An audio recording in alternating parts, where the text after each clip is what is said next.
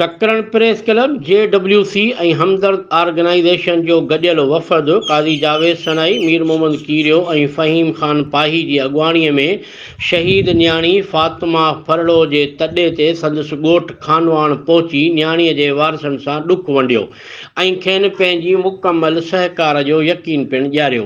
जंहिं ते न्याणीअ जे वारसनि मां इरफान फरड़ो ॻाल्हाईंदे चयो त असीं शुक्रगुज़ार आहियूं अवां समेत पूरी सिंध जा जिन असांजी मालिकी कई आहे। कराचीअ खां कश्मीर ताईं ऐं कींजर खां कारूंजर ताईं हर शहर जे माण्हुनि असां सां हमदर्दी जो इज़हार कयो आहे, जंहिंसां असांखे पक थी आहे त शहीद न्याणी फ़ातिमा जो खून रायगान हरगिज़ न वेंदो।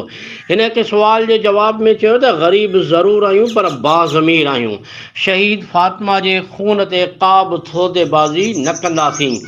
भली लालचूं ॾियनि या दड़का दहमान ॾियनि, पर असां फरड़ा बिरादरी जी तारीख़ रही आहे त ज़मीर विकिरो न कंदा आहियूं, न को वरी कंहिं ॾाढ आॾो झुकंदा आहियूं। इन करे जेकॾहिं को सोचे थो त रक़म जी लालच या रियासत ऐं वॾेरनि मीरनि पीरनि ऐं सदारनि जी मार्फत खेनि हीसाईंदा त इहा संदन भुल आहे।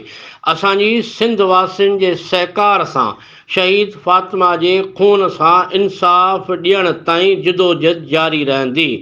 वफ़द में अब्दुल वाहिद पाही, अली अकबर ख़ानज़ादा ऐं हसनैन पाही पिणु शामिल हुआ।